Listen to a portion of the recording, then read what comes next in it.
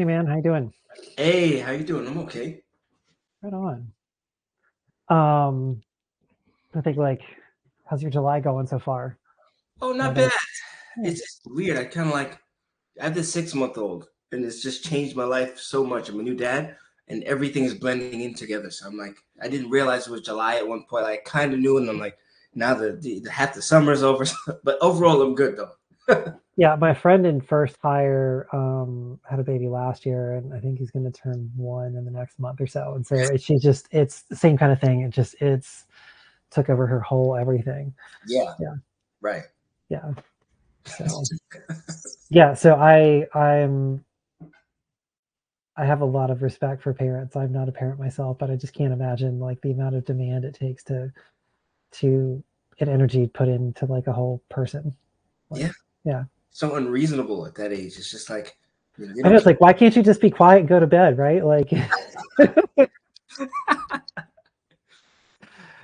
gotcha. Yeah. And you'll probably learn if you haven't done management type stuff in the past, like becoming a coordinator and manager of people is, I imagine, not unlike being a parent in some ways because like, can y'all just like, can y'all just do what I'm asking you to do? Like you're grown ups here, right? Like, um, well, in just oh, the in talking to the group practice boss crowd of people, one of my consulting clients said something, and I'm never gonna like remember it as eloquently as she put it, but like basically structure is compassion, and so as you're structuring out like standard operating procedures and stuff like that, it's kind of like, hey, so we want to play a game, and we have this ball, and there's this field, and what do we do with it? Like, and having that rule book and playbook kind of sets up what's going to happen, and then people kind of know what to do. So yeah.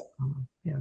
I've noticed that it's like it allows people to sort of relax because it's like there's a roadmap, so to speak, as opposed to before I used to think, well, this is oppressive and I'm telling everyone, but Mm, oh, I just had a first meeting with an intern today, and then I asked him because in the past I didn't do all this like having a scripted out thing, and he said, no, this was helpful. mhm. One less thing for him to worry about. Yeah, I definitely have learned. I'm like you. Think all of us that are group owners and really business owners in the first place. There's this entrepreneurial aspect, and we don't realize how hyper independent and how hyper vigilant to protect that independence we are. And learning how to come in and kind of structure things for people and realizing it really isn't. This isn't oppressive. It's not micromanaging. It's not any of that. It's you literally don't know what's going on because no one told you anything about what's going on, and that really matters. And that's really where you're coming from versus um, me dictating what the rules are.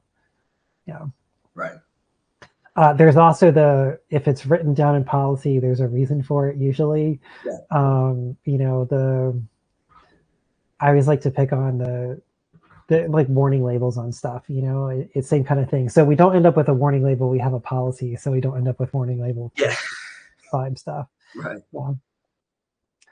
Well, cool.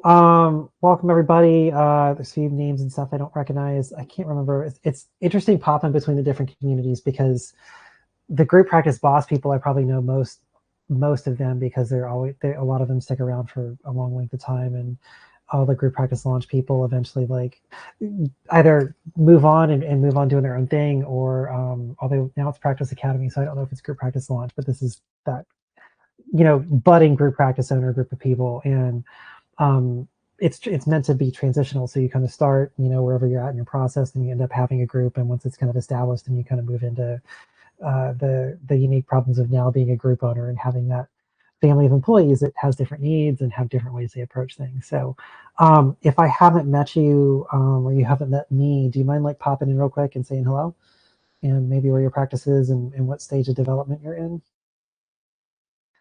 I also can't remember if we met before, other than Steve. I know I've seen you a number of times, but for the rest of you all, I apologize if I'm forgetting we've met. It's been a crazy month. Yeah, I'm Jessica. We have met. I've been to a couple of these meetings. I'm a sleep psychologist. Just about to hire my first 1099 clinician in a couple weeks. Nice. Cool. If you have questions about 1099 versus W2 ever, I'm kind of the go-to person over here. So if that ever comes up, let me know. Yeah. Thanks. I actually just talked to a lawyer this week. And so I'm feeling pretty good right now. I guess one question that might come up for me later, we can discuss it later after everybody introduces themselves, is I'm planning on hiring somebody or contracting with somebody out of state. He lives in a different state. So if you have any advice on that, I'd love to hear it eventually. Yeah, and just in a nutshell, my first contractor who sent me an email over the weekend, we're now employees and stuff, but she was initially working for me living in Oregon and Washington State, and I'm based in North Carolina. So contracting model, it's not really that big of a deal to do. Yeah.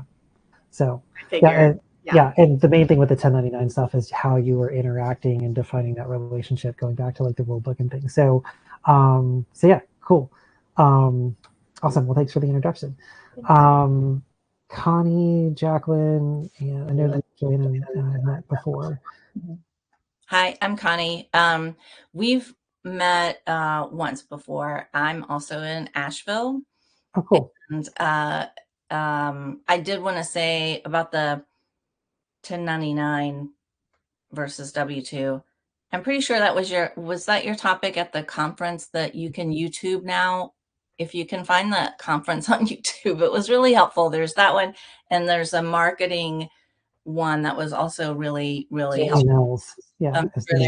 Yeah. I mean, different people will find different parts of it helpful depending on where you are in getting going, I think. But if you, I recommend finding that on YouTube. But hi, I'm just starting. I don't have I'm a solo person right now, so I'm brand new. Yeah. Awesome, and welcome. Jacqueline, I can't remember if we met or not. Hi, I've been on I think maybe a couple of your calls, but it might have been a while ago. So, Jacqueline, I own a virtual group practice in North Carolina, in the Raleigh area. And I just hired my second 1099, so I'm excited about that. I wasn't actually necessarily ready to hire the next one. I'm still working on building the caseload for the first one, but this one came to me and she was a perfect fit, so just went for it. And I'm currently recovering from a bad case of food poisoning. So I'm going to not be on camera and I'm not going to participate. I'm just going to kind of lay on my couch and listen, unless I have a really big question. Cool. Thanks for being here. So yeah, welcome. And Steve and Joanna, you're people I remember. So the hard thing for me is because I pop through the different communities and different things. Some people show up across all of them and some people just show up in different ones. And since I kind of do this maybe in spurts, it's hard to remember who I talked to like a month or 2 or 3 ago. So today's marketing, and there's a lot of different ways to do marketing. There was a great video that was in the former version of Circle from another local Asheville person, Allison Purrier, who's awesome. She's extrovert times 10, which is a lot for me as that kind of ambivert to keep up with, but she's absolutely delightful. And her brand naming kind of stuff is abundance, practice building, I believe it is. But one of the things she had talked about in this original marketing video back when I was an NLP member was talking about the kind of different avenues to do marketing. And we've probably talked a bit about networking if you've been in classes with me before. About networking is just getting to know people and say, hey, I'm Andrew, I like football and whatever it is. I don't really care for football, but just as an example of just getting to know people and kind of know who they are. And it's just introduction and making that connection and that social bond without the agenda of having sales conversion. And then marketing is where you kind of try and establish connections for the sole purpose of or primarily for the purpose of conversion. And so again, this is where marketing is that word that a lot of us therapists just by nature kind of recoil from, because it just does feel icky. There's this agenda, the whole point is to do sales.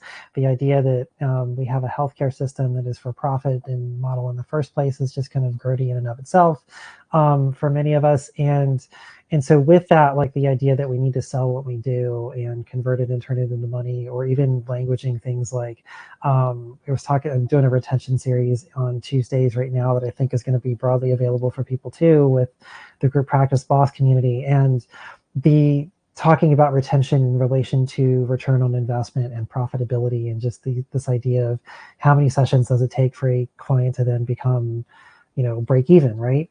And this ties into the marketing thing too, where if the goal is to spend money or invest in a way to then get conversions, how do we do it?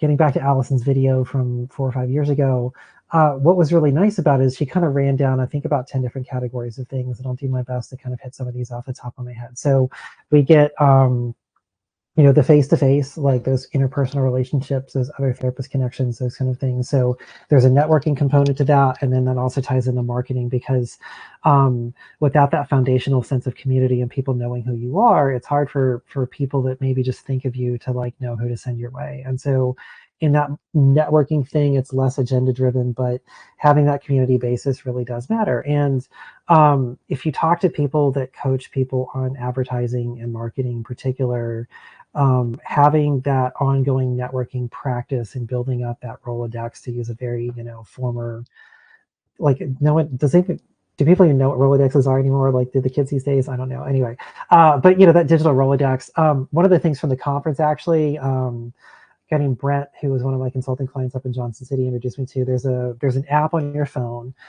called Blink, BLINQ, I believe it is. It's free, digital business card. You can kind of do there was an app that used to exist called Bump.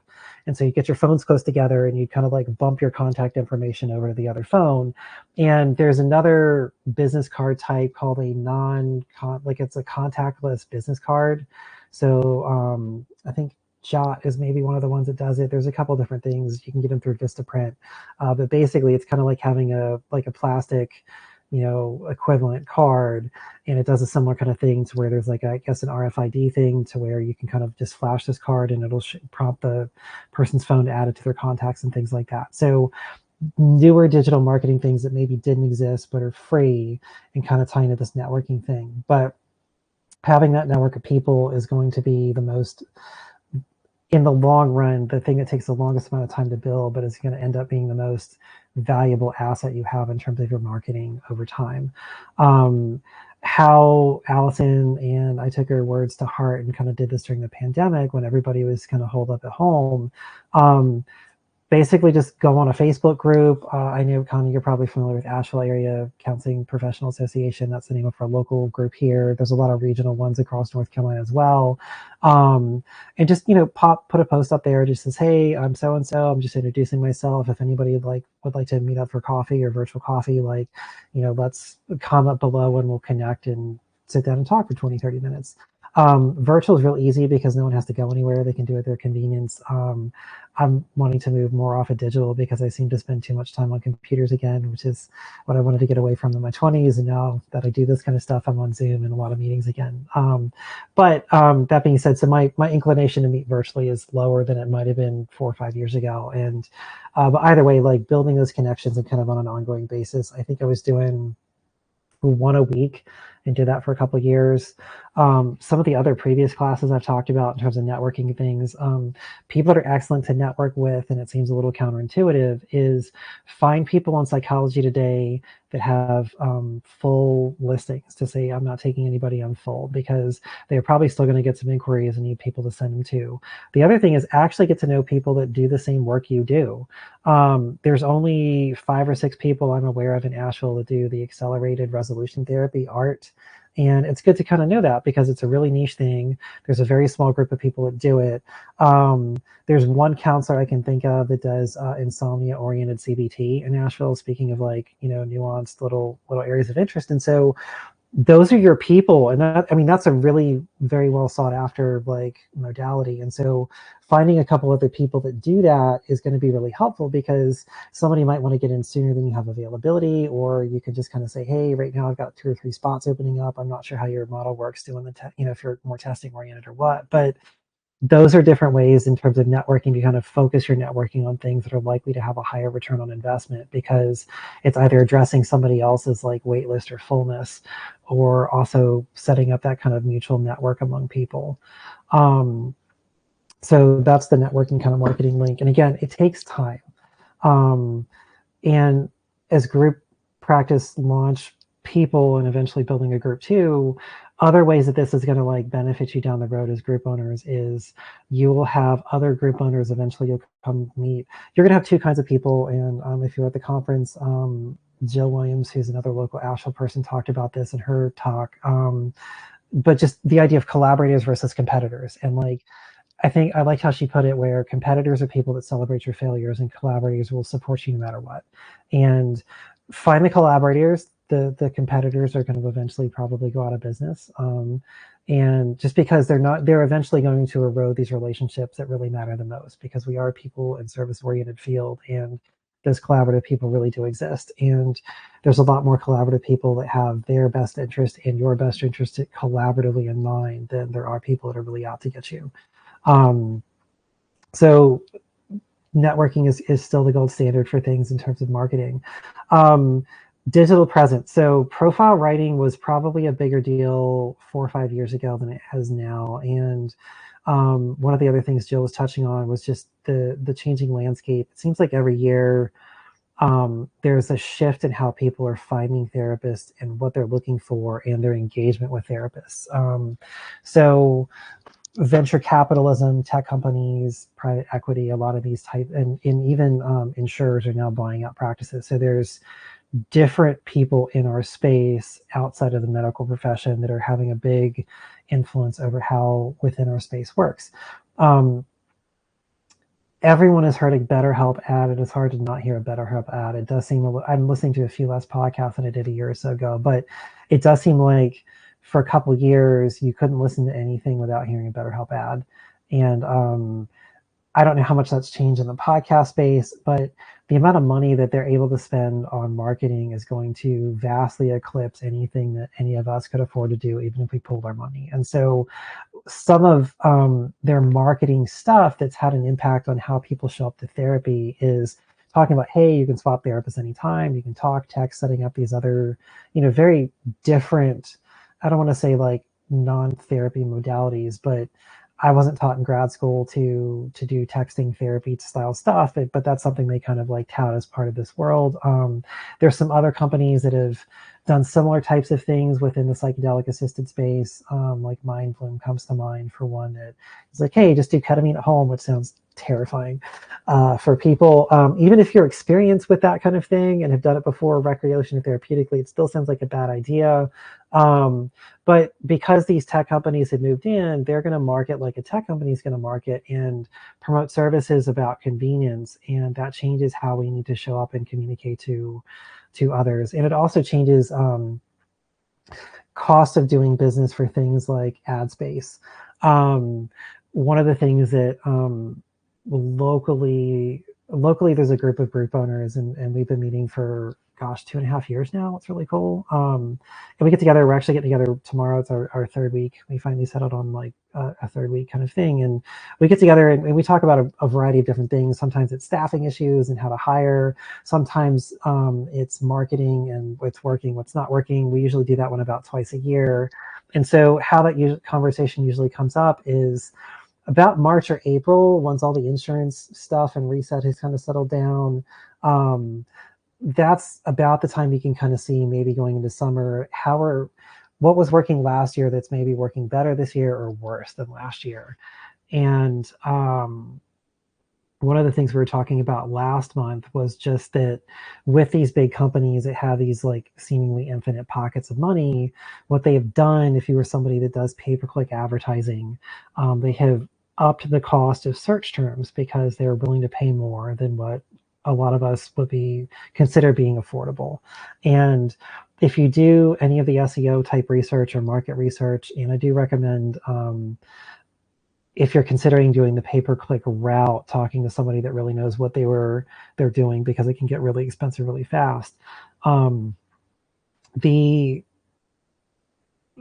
mental health search terms, like things like 4 or 5 years ago, addiction would be one of the top 10 search terms on Google. And so the amount of money you're going to pay to rank or have a pay-per-click ad show up on someone's search up at the top under that sponsored section for a search term like addiction versus like sleep therapist, Buncombe County, they're going to be very different pricing in terms of that pay-per-click, because they're going to be more competitive to rank for that or more competitive to buy into that. And so last month we were talking through changes in pricing and just this acknowledgement that there's a good chance that pay-per-click pricing for our field and what we're advertising for is going to become increasingly cost prohibitive, or cost per acquisition is going to be higher.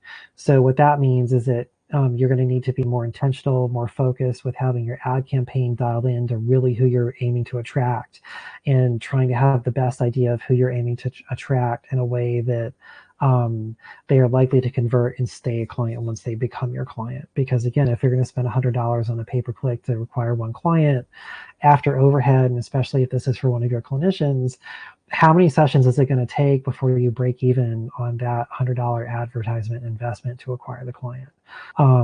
This is, again, why things like retention numbers are important to look at, because if you're paying $100 to acquire a client, but they're only sticking around for 3 sessions, you're actually losing money on acquiring that client if they come through pay-per-click, because you're not having enough revenue generated through services to even out the cost of bringing them in. I'll have to shoot an email over to Joe. We had a monthly consulting meeting yesterday, and there's a company that they found that does really well for setting up pay-per-click advertising. And I think he was saying you could plan to spend about $5,000 over 3 months. And right now, apparently the typical budget for many places in the country is probably going to be about $1,000 a month for running Google ads or something like that on a regular basis, which again, it's expensive. And the thing is, if you're running a group practice, that becomes much more accessible than it might in a solo practice setting, because if you're adding 10 to 15 more inquiries and thus referrals coming in on a monthly basis, and you have a clinician you're trying to fill up, well, that's going to fill them up notably faster. And ideally, those 10 to 15 people stick around for several months, and so that you're at least breaking even and ideally making some net revenue, I should say, on that, or netting something for the business, to get away from that word profit that just sounds kind of icky. Jessica, your camera popped on. Do you have a question? No. You can totally, yeah. Sorry, I was eating my lunch, so I'm finished with my lunch now.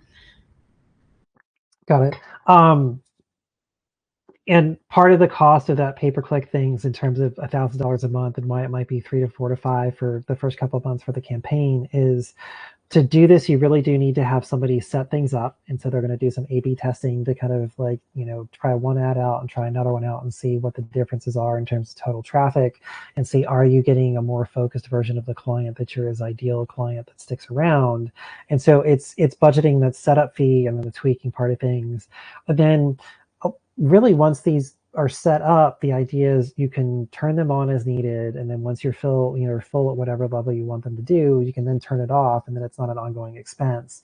And then 3 months down the road, when you hire another clinician and need to get them full quickly, you just turn them back on. That's part of the cost of the onboarding of this new clinician, is to get their caseload going with the ads running and doing that. Another thing that is in the marketing camp, and is actually a very different animal than it was 5 years ago, in a good way, in some ways, is your SEO. So that search engine optimization, that's how well you show up in Google, and among other, mainly Google, for different search terms and things like that. So what used to be much more crucial than it is now was things like the technical side of stuff. And so that would be like, does your domain name have your search terms in it? So part of me naming my business Mindful Counseling back in 2019 was because the emphasis was on having maybe what you wanted to rank for in your website name and in your business name. And so I picked something that does fit.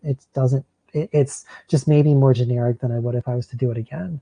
But the upside of having that in there is it has worked really well, and having the longevity of having mindfulcounselingplc.com as my domain name generally does me fairly well. If you pull up a private browser and search for Mindful Counseling, I'm probably going to be in the top 3 hits.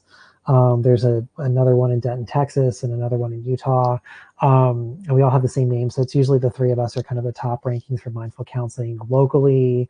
I kind of tend to do fairly well. I'm not actively doing SEO, meaning nowadays the algorithm's looking for fresh content. So if you're somebody that wants to blog post, or you have somebody that you bring on that wants to write content for your website, having them you're having something maybe in your employment or contractor agreement about, hey, it's $50 if you want to do a blog post about something.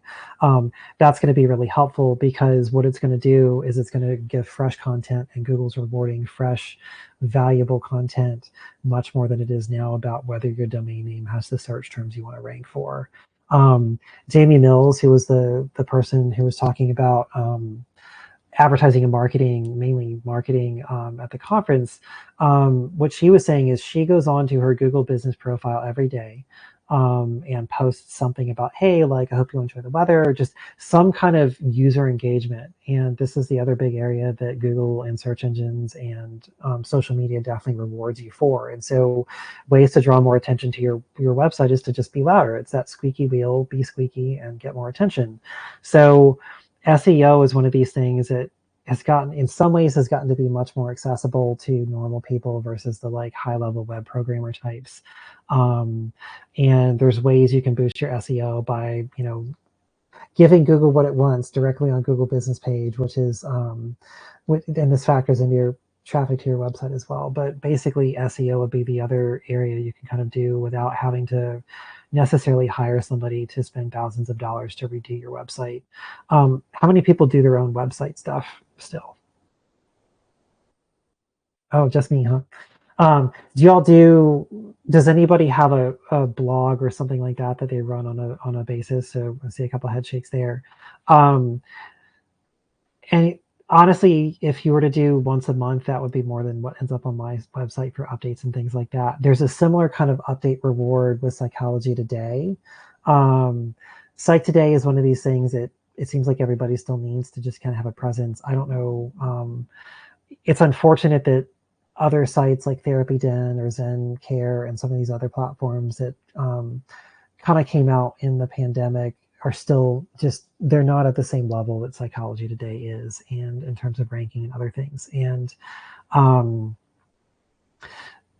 your Psych Today profile has a little hack to where you can kind of go in and like reword a sentence. And if you do that about once a week, then you're going to get shuffled more to the top of the pile than other people. But the more people, obviously, you tell that to, and the more people actually doing it every week, you made up in the third page instead of the first page, because in our area, we have like, I don't know, 50 pages of Psych Today people. We have more therapists than trees is kind of the joke among some of us. So, but any of those little things to just kind of boost, and they're free. They take 5 minutes. They're not a big deal. The Google business profile thing is another one, to where you can kind of boost engagement. Some other things that factor in the marketing, are in terms of tools that maybe weren't available as widespread or as accessible in pricing 4 or 5 years ago, are things like customer relations management software, or CRMs. I think I'm getting the acronym right. Obviously, because we're in healthcare, this is one of those things that we kind of need to pay attention to. Some other things that were bigger factors 4 or 5 years ago was limitations around technology for doing things like mailing lists and other things like that. If you are a Google Workspace customer, I think on the second tier, there's a thing called Mail Merge built into it already that allows you to do basically BCC HIPAA compliant newsletters. And part of that HIPAA compliance is going to be, one, you're obviously not sharing any of your contact information with anybody else that's on the list. Two, there needs to be a minimum level of encryption for email you're sending out. And this kind of introduces some interesting things. There's now plugins for Google Workspace. I use one called Luxeye that anything that leaves my Google Workspace gets an added layer of encryption to it. If I wanted to do what's called a portal pickup or website pickup, I can kind of throw a trigger word in there and it'll make the email to where somebody has to like do an extra layer of login to pick it up. But point is, there's a lot of these type of CRM technologies that are affordable now. We use a platform called TheraSAS. It is functionally identical to Therapy Flow, but we have found the customer service experience with TheraSAS to be much more beneficial and helpful.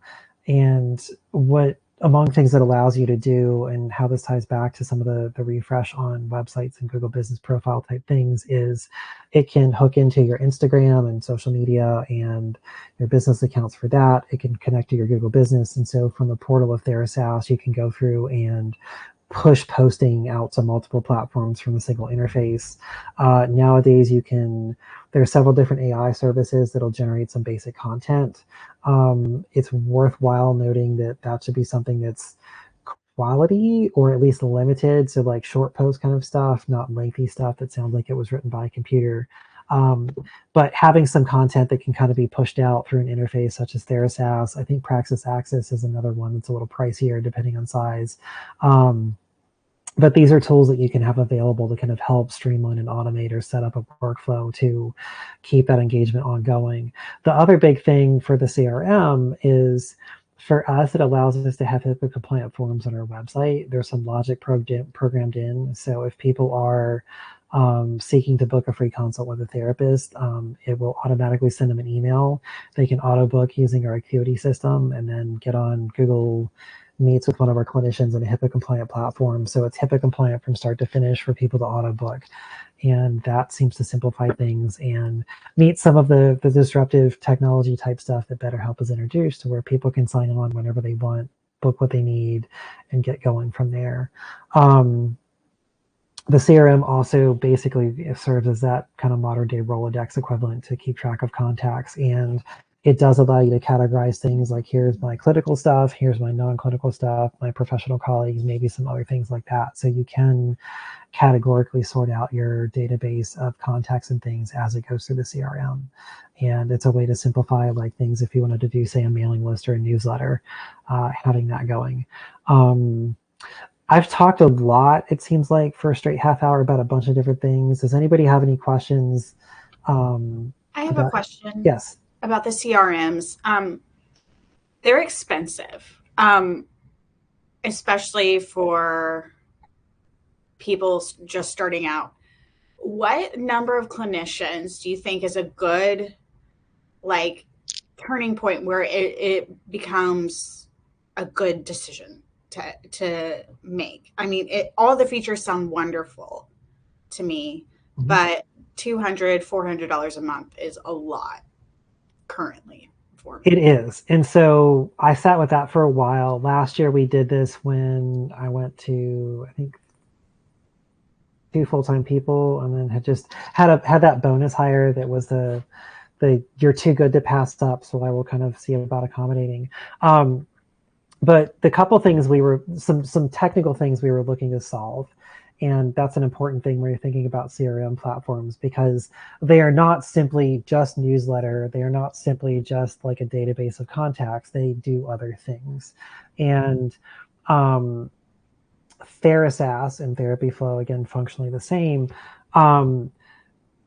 They do the newsletter. So HIPAA compliant forms for your website, if you go looking for a plugin to do that, they cost more than any of these CRMs do, under $400. So we're supposed to, and the technology is available. So I don't know of anybody that's really ever truly gotten in trouble for doing a contact form on their website with whatever comes out of WordPress. But if you are trying to be attentive to those details and having everything as secure as possible, just that plugin cost makes, for us at least, Therasas justifiable. And the other thing is, when I'm looking at like who and how people request engagement for us about booking things, I'd say probably at least 75% of our traffic is still electronic. And so it's people finding our website, emailing us, or wanting to do something to that effect versus phone calling. And so for us, being able to build a clickable workflow from start to finish that allows somebody to auto book a free consult, at 3 o'clock in the morning or whenever hours were closed, that ability increases our conversion. So there's a higher return on investment because of that. And the other thing is, it reduces the admin time or manual admin time, because no one's having to actively like email back and forth about scheduling and the free consult stuff. So kind of once that setup side's done for that auto booking, then it comes into play. The last thing is, it allows us to have a waitlist capability. Previously, a colleague of ours in Asheville, on Etsy, has a Google Workspace, Google Form, and it's HIPAA compliant because it's within Google Workspace, to basically set up a spreadsheet. So there's a Google form, the client can fill it out. We've basically replicated that in our CRM on our website, because it's a more friendly backend interface. But basically that was a way to kind of run a spreadsheet for a wait list and track things that way. And it took some manual attention to kind of do it. So we needed a waitlist feature. The last thing for us was I didn't want to have our free consults booked within our EHR, because you end up with, if they don't convert, then you end up with these extra client records that aren't really clients. And so our solution for that for years had been, and again, this was at some point looking ahead of like scalability, it wasn't scalable. I have a free client consult archive client record, and what I do, or when we were doing this, would go through about once a month. Any of the people that didn't become clients, I would basically go through, replicate the appointment in there as an entry, and then kind of fill out their information, which had like, where did you find us, and the basic referral kind of information to track that data. So I know that was a very long-winded kind of response and probably doesn't give you a clear answer of like, with 3 clinicians, it makes it worth it. But the value partly has to figure into these other things it can solve if you intend to do them. Mm-hmm. And when you like look at, say, Therasas's website about, hey, here's these other systems that it does replace, if you're thinking about any of those other types of services to use to then have that service available, wrapping that into that $200 price point or $250 a month price point, I'm not sure what it is this year in terms of the monthly, then becomes worth it because it's going to save you functionally buying multiple things. There's times you kind of want things separated out, and there's other times you want things in the same interface, so you don't have to jump through 5 different things to do it on a workflow. And so it's really going to be up to you to decide where that comes into place. Okay. But overall, you find it saves time, saves effort, and eventually money, and is worth it for you. Just the fact that we have an automated workflow that somebody can click through on our website and book a free consult with the specific clinician they think they want to work with, just on that has probably like increased by 50% our conversions. Okay. Yeah. I already have that through another service. I use Acuity, so people can book online. Yep. But it sounds like all these other things also make it worth it too. So one of the other things that's a more indirect benefit of having these CRMs is part of why I had this form in our EHR system with like, how'd you find us? What insurance are you using? These kind of questions you'd want to know about, that relate back to marketing. These are those key performance indicators, those KPI kind of things. Knowing is your referral source sending your referrals or not. So one of the platforms we were on, for example, was ZenCare, and ZenCare was really great when we were on these like obscure insurance panels, and as those went out of business, and we got off those, our referrals through ZenCare dropped, and finally it just got to a point. They're great to work with, by the way, and you can't really know if they're going to work for you until you try it in your market. For some people, it works really well. For us, it worked great for 2 years and just kind of dwindled off the past year. So finally, the decision came to cut them. But you're going to want to know from a marketing standpoint where your money's going, and you're also going to want to know what's coming back. And so the CRM is going to be a way to track in a different kind of interface that Acuity is probably not going to track on its own. We have the scheduling in Therasas isn't up for what we needed in our implementation, so we also have it link with Acuity, and so Acuity is where people actually do the booking, but getting the booking coordinated is done through Therasas. And so what that does is that survey fill out, tracks all that data points for us, and so then we can go in and look at, okay, so we had, out of, let's say, 50 referrals this month, like 35 of them came through Psychology Today, 10 came from like client to, or clinician to clinician referrals, and maybe we got 5 from like through the website or other things like that. So having that distribution of data and tracking that and having a system that can automate it for you is going to be helpful.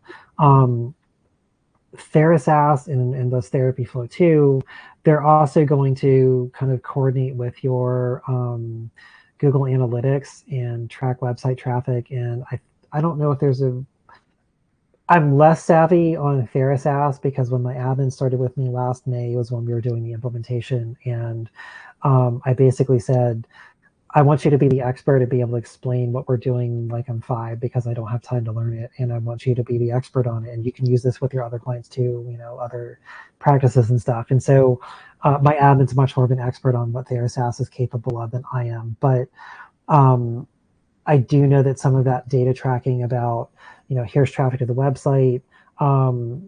She's talked about how to go about strategies of maximizing your Psychology Today profile, about instead of email ads, how to go straight to the website, and then you get the traffic to your website tracked, which should boost your SEO standing.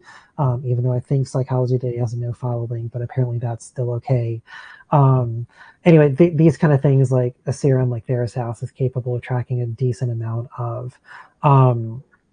Since we're sort of talking SEO, one of the platforms I've used for a lot of years is a platform called Bright Local. They're based out of the UK. Their area of interest is like local SEO, and local SEO is like when you do a search for like, anxiety therapist near me, who shows up in that top 3 map pack of Google, and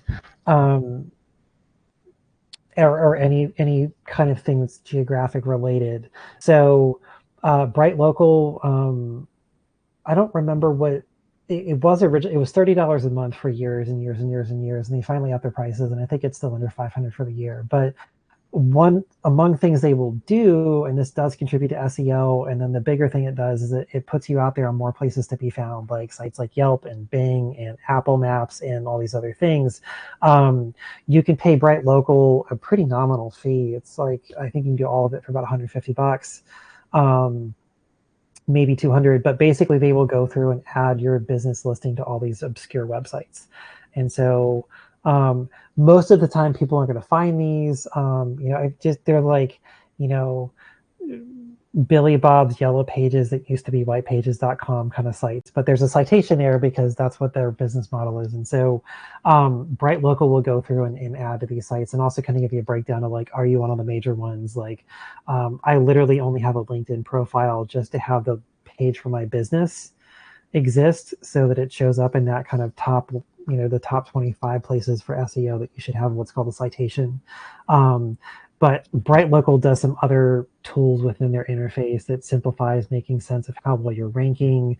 Some of the cool things you can do with them, you can kind of go in and enter keywords you want to rank for, and it'll analyze that and give you a report about how well you're ranking versus who your primary competitors are locally in your market. So let's say it's anxiety therapist Asheville. I think I was checking last week, and I think we're ranking higher than I expected to for that, which is cool.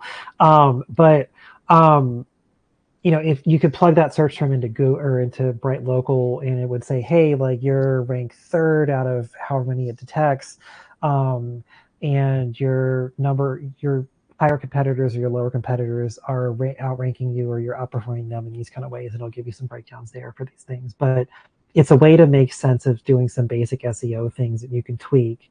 And if you wanted to do changes and make recommendations to whoever's doing your website to say, hey, maybe if we do these other things, could we maybe how could we rank higher for these specific search terms? And it's a way to kind of focus things in on a much more local level. But that's another tool that's been really helpful, and I've definitely found has been worth. That one I started as a solo practitioner probably in 2020, come to think of it. I've been with them a long time. Yeah. So long story short on the CRM thing, it's decide how many of the features you're going to use or eventually going to use, and let that be some of the influential decision-making process about is this worth it, or when might it be worth it? And why did you choose Therisas versus Therapy Flow? Customer service. That's the only reason. Just on that. Okay. Straight up customer service. Hopefully things have changed, because again, the people were nice at Therapy Flow. I think what happened is they both seem to have kind of come out on the market the first quarter of last year, or at least publicly kind of were promoting things. They were showing up in some of the Facebook group online forums about, what are people using for these types of things. And I think what happened with Therapy Flow is they had too many people sign up all at once, and they weren't quite prepared for the scale of things. And that in turn meant that trying to ask questions and find out how to get things set up, and their guides weren't exactly online enough to really make sense of it either. And they're complicated. I just want to also say too, anyone going down this route, it's a steep learning curve to start to make sense of it. And so having somebody on their end that can kind of walk you through how it's intended to work really does matter. Brent, who is the founder of Therisas, and reasons why they're functionally the same. I can't remember there's a white label CRM service that you can sign up, and if you were to sign up, directly with them, you'd end up probably paying $600 to $800 a month because the HIPAA compliance layer is a whole other big expense. And so basically, going through TheraSAS or Therapy Flows, they're the front end. They take up the highest level of management in, and you're kind of like think of it like being a clinician in their EHR. So there's some administrator on their end that set up their EHR for you, and then you join their practice and kind of are in their EHR, and it does most of what you needed to do. It still needs the acuity thing if you're going to do the calendar stuff, as we found out, just because of how that tier layering works. But this is me being the ultra tech nerd guy that kind of figured out, oh, this is why it's not working, is I'm not a super user, I'm just a user. And so reasons why Therapy SaaS was just because at the time, and even I was talking to Brent, he was on the podcast a couple months ago, but one of the things he had said was like they were deliberately growing at a more manageable pace so they can keep up with their customers. And they will not publish detailed pricing, to the best of my knowledge, because they really want to talk to you to see if it's going to be a fit. So I do recommend booking a call. He very much understands it. I think he was saying that the story behind it came down to his spouse was going to private practice, and it was basically like, I'm looking at you to do all the marketing and figure it out. And he's like, I don't know what to do with that. So that's kind of how that came to be. And it's somebody that, really works closely in our field and has people in their field in our field that they care about. So it again, customer service, that's just it. And, yeah. That's really helpful. Thank you. If you do implement it, I would recommend, and this was his recommendation too, so it's myself and my admin, the low tier purchase only includes 2 users. That's really all you need, because it actually, from a procedural standpoint in terms of marketing, as you go through and do this, you cannot do this with 1099. So 1099 people, just know that this is possible. If you have W-2s, do not do this, because it'll get you in trouble in terms of misclassifying things. But so 1099 people with that, do not pay for any profiles for people. Do not pay for Psychology Today. Don't pay for ZenCare or any of these other profiles. That's a red flag to the IRS about misclassification, just so you know. So you can pay it from the business account, but you need to show that the clinician is getting billed for that, to just keep it clear. That it's actually on whoever your 1099 contractor is, that it's their financial responsibility. But getting back to thinking of processes and things like that, for W-2 business owners, you want to pay for all the profiles and you want things to go directly to you because you're footing the bill for it. This is another way that, in terms of making sense of how much am I spending on marketing, where's the money going to, and how effective is it? This just lets you kind of track all of that, because all your Psych Today stuff, no matter how big you get, goes through one central place. And we finally, that was like a slow switch, just between us and like our area, with everything like still in the hurricane recovery stuff. That's been still an ongoing thing for many of us. And so didn't really get to implement that as maybe quickly as I wanted to. And then if you start out by saying, hey, as a business, I'm going to pay for your W-2, Psych Today profile, and it's going to come to me in a central place. If you set that at the start, it'll save yourself conversations later, because clinicians get really, really, really attached to being able to make changes on things. The funny thing about that is, I said in the staff meeting, I was like, so y'all can continue to see stuff, and what's going to happen is you're going to go in and look at the stats board, and it's going to be like that Facebook post, and you're going to stalk it to see, did these people like it, and how many likes did I get, and you're going to get anxious about not getting the results you want. And when that happens, I'm going to take everybody's login away. And so about 3 weeks go by, and that's exactly what happened, and so everybody lost their login. So just, fun things about thinking about this. But in terms of the TheraSAS model, you're not really going to want clinicians, as you add them, to have access to that, because 1, it's not necessary. 2, that's a whole other thing you have to train them on already. And trust me, it's going to be complicated enough explaining to them how to set up their acuity, like boundaries about when they can get booked, without having to add the layer of having them also track things through, because the goal isn't really to have them track things through. Yeah. Makes sense. Other fun creative ideas, and I'm going to reference Jamie Mills on this one, a couple things. So practice the practice. If you're a consulting client or staff with them or whatever, we always get like a thank you care package at the end of the year. And they for years send out chocolate coins that have like the practice of the practice logo and that written on it, and so these like chocolate medallions with the branding on it. And I was like, I'm going to do that. So there were some like miscommunications and people got busy, but I have a chocolate mold that's going to come in that should make a like 2x3 little chocolate bar that says mindful counseling and have my logo on it. So that'll be a fun thing to go talk to doctors on, like, do you like milk chocolate, dark chocolate mix? What does your office want? And people always love food. Chocolate generally goes over always, really well. If you're like me and a coffee nerd, and depending on the size of like the private practice or business I'm going to go approach, I may throw in a bag of coffee from one of the local roasters to say, hey, this is one of my favorites. Hope you like it too. I've kind of even toyed around with the idea of like, could I get like Dynamite Roasters to like do a mindful counseling PLC blend or something like that and just call it whatever. That might be kind of fun down the road. But the idea is to have branding on as much stuff as you can. You can go on Vistaprint. So I got postcards printed. This is a local artist. It's got a QR code on there. This is through a company called Beacon Stack. I think it's called Unicode now. Pay for the dynamic ability to do it because I have different QR cards depending on who it's going for. Postcard on the back. This is something awesome to just throw up and stick on a bulletin board at a coffee shop. And just do it that way. I haven't done it in a while. And then there's contact information on the back. The one thing that I realized post-hurricane and thinking about this, if you're going to spend money on print marketing stuff because it is more money, consider whether or not you want your actual business address published on there or not, because this address is no longer valid. We were planning to go back. And then with remodeling from the hurricane, and we found out in February that we weren't able to return where we were planning to because of remodeling considerations. And so now I've got a bunch of these, which the front's really good, but the return address is no longer valid because we're no longer at this location. So thinking about doing those kind of things, there's some things if you wanted to do actual print business cards to consider too. But one of the things Jamie mentioned, I have like notepads. She had prescription pads for prescribers. So, here's your script pad that's got your business name on it versus the doctor's on it. Obviously you want to check, but you could always say, hey, do you want some prescription pads for your office? Like here's, I've got some printed with my name on it. If Dr. So-and-so wants to write, use these, they're free, saves them from the trouble of doing it.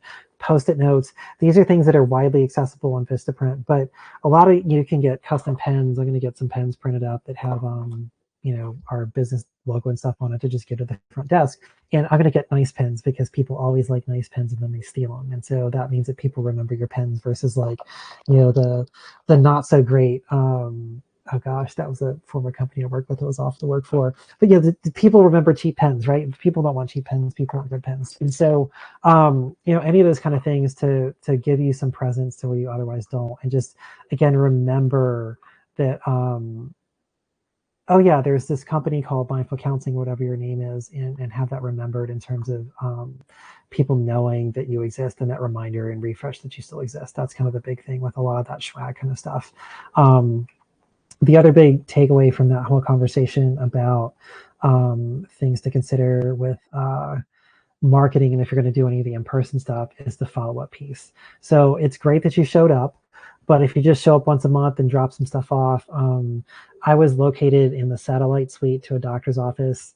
I think my camera's about to like finally get back in focus someday. There we go.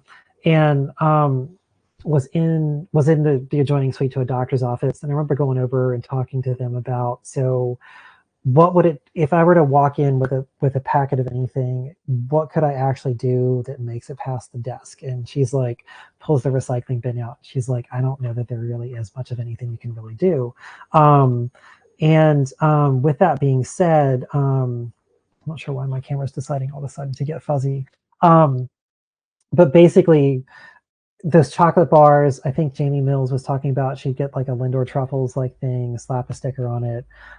You can get printable labels in big packets for laser printers and things. I've done that before. You can go to Staples or whatever and just buy big packs of Avery labels. The hard thing is getting things aligned right. So going forward, I would probably just spend the money to have it done by Vistaprint to have things centered. Quick note on experiences with different companies that do print stuff. I have tried out Moo. I really liked the feel of the cards. The problem I had with Moo is, one, they were notably more expensive. The other thing that's really weird about their business cards is they basically said that because it's done in mass, the centering on the card itself, they're not going to guarantee the precision on it the same way that Vistaprint can. And I'm like, so I've printed Vistaprint cards going back to like the 2000s. And no matter what I've ordered, no matter what I've done, I've generally designed my own card and send them an image of it, and then they print it. And I follow their guides on margins. I have 100% of the time gotten stuff that is almost pixel accurate in terms of within the frame. So I can look at 1,000 cards that, you know, you can kind of scroll through and like flipbook them. And the margins on the cards and the layout are really precise on Vistaprint, even if the paper maybe doesn't feel as nice. They have like a recycled cotton one, I think, if I remember right, that's really nice feeling and kind of a different texture. But my criticism with Moo is the card placement and the alignment was all off. I don't think it had two cards that were the same, and some of them were like, you know, skewed very notably to one direction for something that should have been centered. So just in terms of thinking of printing companies and stuff like that. But I'm looking forward to having some things kind of wrap up this summer and giving me a little more bandwidth to start doing some of these fun marketing packets to go to, and like, here's a stack of post-it notes and here's a stack of these things and chocolates and those custom chocolate bars and any of that stuff to stick out that's not something they're going to just pitch in the recycling bin because it has usefulness or it tastes good. And so skip the like, here's a stack of brochures or rack cards or other things. No one's going to put that out. Not to say you shouldn't have them, but they're going to be less useful for this type of in-person marketing as some other things are going to be. And then follow up a month later. And then again, that CRM tracking about, did I get any referrals from these people, is going to be the big thing, because you're not going to want to take chocolate bars to people that are never, ever giving you referrals, right?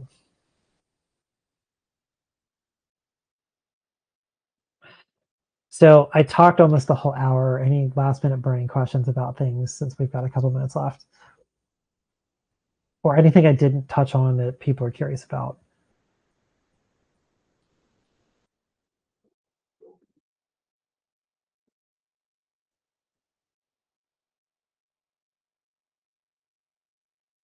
Cool. I guess I covered a bunch of good stuff then. Allison's recommendation was to pick a couple of things that felt accessible to you. And like, if you really are like agoraphobic and don't like people, then networking is going to be more challenging for you. I hate networking events just because there's that skeezy, like, we're only here to like, you know, it's like, if you watch the movie Swingers from the 90s, which is probably very inappropriate now and wouldn't get made, but there's a scene in there where they go to this party and they're like talking to these women, and it's like, and she just looks over and like eye rolls, like, what do you drive? And it's just this like kind of, it's this, you know, what do you do? It's the emphasis on that. And the idea is like, hey, well, I'm really only here because I'm looking for more streams of people coming in my way to do the service that I'm offering. And I checked out the last new marketing event I went to was a couple months ago, and it was like, it was structured. It was like, here, we're going to do speed rounds of like, you know, different little icebreakery things. And then there were 3 or 4 people like formally, I was like, I texted a friend, was like, I got to get out of here. We can like, because it's not my thing. And, you know, versus say like having an open house where it's more of a mixer and an opportunity for people to kind of like get to know one another. And if you have a really, really, really good food spread, I've learned people really remember to come to your next open house. So go to that Trader Joe's and go through all the snack section because it's really good and people tend to really like it. So yeah, just the marketing events usually benefit the person hosting it much more than the people there to like kind of like cross market to one another. And it's just not my vibe. But I guess the takeaway is, think of a couple things that, one, seem accessible. I think the bare minimum is you need a basic website. You need some basic SEO to get working. A company like Bright Local can help fill in some of that SEO stuff for you and make sense of it, or tell you what to do about what to do next for your website. The Psychology Today profile, because it seems like you can't escape that. It's a basic level of marketing for ourselves and other people. And then start to think about stuff that you might actually enjoy doing, because kind of like the best exercise that you're going to do is the one that you enjoy doing. You know, so if shot put is the thing you really most enjoy and that gets you out and off the couch, then go do shot put and have a good time, you know? So, Thanks everyone for showing up. You're always welcome to hit me up on Circle or email or other things. So see you at the next one of these, and have a good weekend.